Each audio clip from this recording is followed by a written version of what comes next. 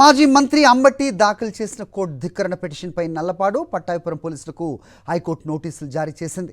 Nallapadu CI Vamsidhar, Pattabhipuram SI Madhu Pavan, Pattabhipuram CI వెంకటేశ్వర్కు నోటీసులు జారీ చేసింది. నల్లపాడు పోలీస్ స్టేషన్లో నమోదైన 2 కేసులు, పట్టాభిపురం పోలీస్ స్టేషన్లో నమోదైన మరో కేసులో సుప్రీంకోర్టు మార్గదర్శకాలను పోలీసులు పాటించలేదని పిటిషనర్ తరపు న్యాయవాది సుదర్శన్ రెడ్డి కోర్టు దృష్టికి తీసుకెళ్లారు. 7 ఏళ్లలోపు శిక్ష ఉన్న కేసులో ముందస్తు నోటీసులు ఇవ్వలేదని వాదించారు. ఇది సుప్రీంకోర్టు ఆదేశాల ఉల్లంఘనతో పాటు కోర్టు ధిక్కరణ కిందకు వస్తుందని కోర్టుకు వివరించారు. వాదనలు విన్న హైకోర్టు సంబంధిత పోలీసు అధికారులకు నోటీసులు జారీ చేసింది. ఇది ఈ అంశానికి సంబంధించి పూర్తి డీటెయిల్స్ మా ప్రతినిధి అశోక్ అందిస్తారు. అశోక్,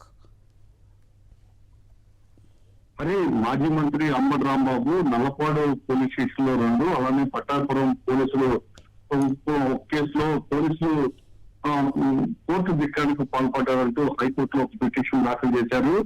ఈ వ్యవహారంలో ఈ కేసు పూర్తి స్థాయిలో విచారణకు వచ్చింది. అందులో భాగంగా నల్లపాడు సిఐ వంశీధర్తో పాటు పట్టాపురం ఎస్ఐ మధుపవన్, అలానే పట్టాపురం సిఐ గంగా వెంకటేశ్వర్లకు హైకోర్టు నోటీసులు జారీ చేసింది. అయితే ప్రధానంగా 7 సంవత్సరాల లోపు శిక్ష పడే ఏవైతే సెక్షన్స్ ఉన్నాయో వాటికి 41 నోటీస్ ఇవ్వాలి. కానీ పోలీసులు ఇందుకు విరుద్ధంగా వ్యవహరించారు.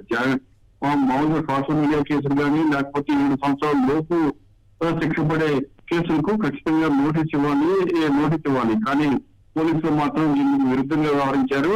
దీనికి సంబంధించి సుప్రీంకోర్టు కొన్ని గైడ్ లైన్స్ ఉన్నాయి. ఇటీవల హైకోర్టు కూడా చాలా స్పష్టంగా ఒక సర్క్యులర్ కూడా అన్ని కోర్టులకు, రాష్ట్రంలో ఉన్న అన్ని కోర్టులకు పంపింది. కానీ ఇందుకు విరుద్ధంగా నల్లపాడు పోలీస్ స్టేషన్ లో 2 కేసులు, పట్టాపురంలో పోలీస్ స్టేషన్ లో 1 కేసు నోటీస్ ఇవ్వకుండా కోర్టు ధిక్కరణకు పాల్పడటంతో హైకోర్టులో కోర్టు ధిక్కరణ పిటిషన్ దాఖలైంది. పోలీసులు కూడా నోటీసులు ఇవ్వడం జరిగింది. హరి, అశోక్. మరిన్ని అప్డేట్స్ కోసం ఛానల్ ను సబ్స్క్రైబ్ చేయండి. నోటిఫికేషన్స్ కోసం బెల్ ఐకాన్ పై క్లిక్ చేయండి.